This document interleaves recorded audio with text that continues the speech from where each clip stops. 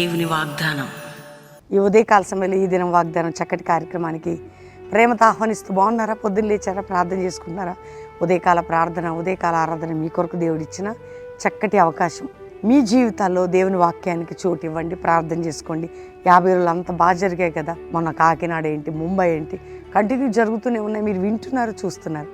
ఆత్మీయ మేలు పొందుటకు పరిశుద్ధాత్మ కుమ్మరింపు అంత్య దినాల్లో మనుషులందరి మీద ఆత్మను కుమ్మరిస్తానని వాగ్దానం చేస్తున్నాడు. మీరు ప్రార్థిస్తే మీరు దీవించబడతారు, అభిషేకించబడతారు, పునర్నిర్మాణం జరుగుతుంది. రక్షణ కార్యం యేసు రక్షకుడు ప్రాణం పెట్టిన యేసుకునే హృదయాన్ని ఇవ్వండి. ఈరోజు మనందరికీ దేవుడిచ్చిన ఒక చక్కటి మాట నేను చదువుతున్నాను, వినండి. మరి యెషయా గ్రంథం 61వ అధ్యాయం అద్భుతమైన మాట, 6వ వచనం 2వ మాట. జనముల ఐశ్వర్యం మీరు అనుభవింతురు, వారి ప్రభావమును పొంది అతిశయింతురు. ఎందుకు ఈ మాట అంటారు? జనముల ఐశ్వర్యం. దేవుడు మీ దగ్గరికి గొప్ప ఐశ్వర్యం. నువ్వు ఏ విషయంలో ఆత్మీయ, ఆరోగ్య, ఆర్థిక ఐశ్వర్యం ఒకటి కాదండి, డబ్బే కాదు. ఎంతమందికి ఆరోగ్యం లేదండి, ఎంతమందికి ఆర్థికమైన ఇబ్బంది, ఎంతమందికి ఆత్మీయ ఐశ్వర్యం. ఇవన్నీ దేవుడు మీకు ఇవ్వడానికి సిద్ధంగా ఉన్నాడు. జనముల ఐశ్వర్యం. దేవుడు నీ కొరకు ఐశ్వర్యం, అది ఒక సంపద, అది ఆత్మీయ సంపద, ఆరోగ్య సంపద, ఆధ్యాత్మిక సంపద, ప్రతిదీ కూడా నీకు ఇవ్వబోతున్నాడు. కాబట్టి సంపూర్ణమైన ఆనందాన్ని నువ్వు అనుభవించే విధంగా నువ్వు అతిశయించి వారి ప్రభావం పొంది అతిశయిస్తూ అది దేవుడు నీకు ఇచ్చే గొప్ప గిఫ్ట్.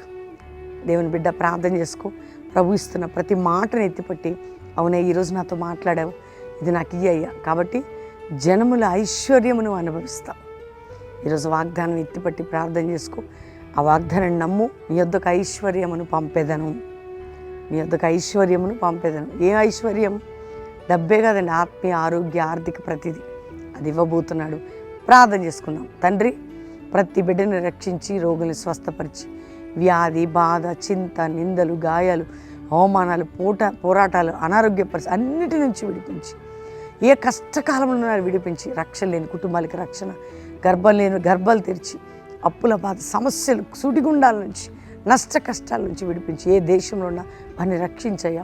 ప్రపంచ దేశంలో శాంతి, సమాధానం, రక్షణ, ఉజ్జీవం, పడిపోయిన ఆత్మీయ ప్రాకారాలు కట్టబడి పునర్నిర్మాణం జరగడానికి సహాయించండి. సంఘాలు ఉజ్జీవం, సేవకులు ఐక్యత, పరిశుద్ధాత్మ కుమ్మరింపు, ఒక జాషువా జనరేషన్, అపోస్తల మినిస్ట్రీ రావడానికి సహాయించండి.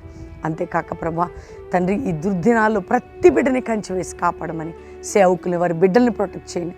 ఈరోజు ఎవరెవరు ఏ దుఃఖముతో ఉన్నారో విడిపించి, జనుల ఐశ్వర్యం మీరు అనుభవిస్తారని మాట నెరవేర్చి, ప్రతి కుటుంబాన్ని వర్ధలు చేసి తోడై ఉండమని యేసు నామములో అడుగుచున్నాం తండ్రి, ఆమేన్.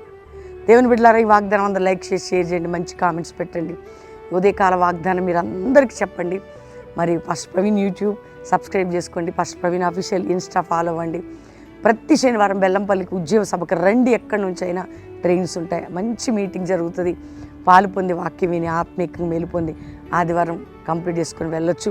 కల్వరి ప్రామిస్ అండి, 3 ఆరాధనలు 7 నుంచి 9, 10 నుంచి 12, సాయంత్రం 5 నుంచి 8:30 కుటుంబాలుగా పాలు పొందండి. God bless you. దేవుడు దీవించింది.